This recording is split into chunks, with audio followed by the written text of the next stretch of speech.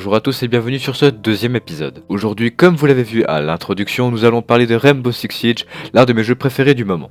Pour ceux qui ne connaissent pas l'existence de ce jeu, je vais l'expliquer brièvement. Ce jeu tactique à la première personne se joue en 5 contre 5 sur des petites maps. L'une des deux équipes doit trouver un otage, un conteneur ou encore des bombes disposées aléatoirement sur la map.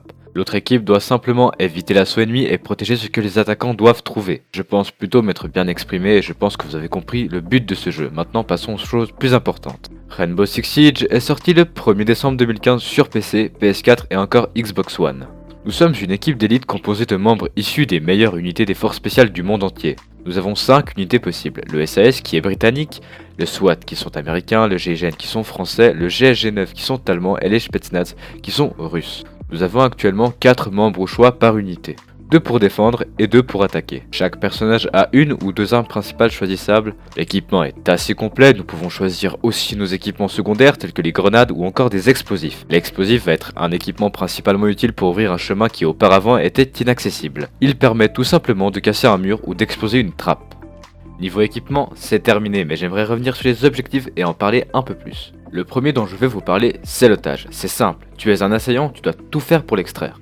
Tu es un défenseur, tu dois tout faire pour que l'ennemi ne le prenne pas. À chaque début de partie, vous pouvez choisir l'emplacement de vos objectifs, que ce soit pour l'otage, comme pour la bombe et le conteneur. Même chose pour les attaquants, ils peuvent choisir où ils spawnent. Passons tout de suite au mode de jeu suivant, les bombes.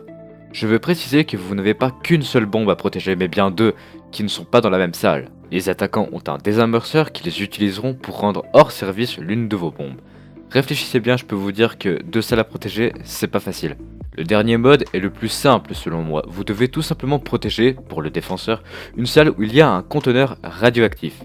Une fois que l'attaquant rentre dans votre salle, il sécurisera automatiquement le conteneur. Ah oui, une dernière chose. Les attaquants ont le droit au drone à chaque début de manche pour savoir où sont les objectifs des défenseurs. Vous pouvez les détruire en tirant dessus. Ou il y a une classe de SAS, le Mute, qui peut les brouiller car oui, chaque classe a son propre atout qui peut faire gagner la partie. Je ne vous en dirai pas plus, je vous le ferai découvrir dans mes autres vidéos.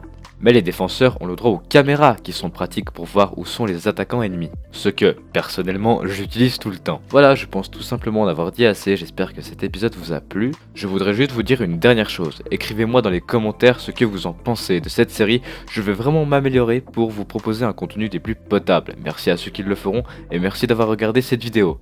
À la prochaine.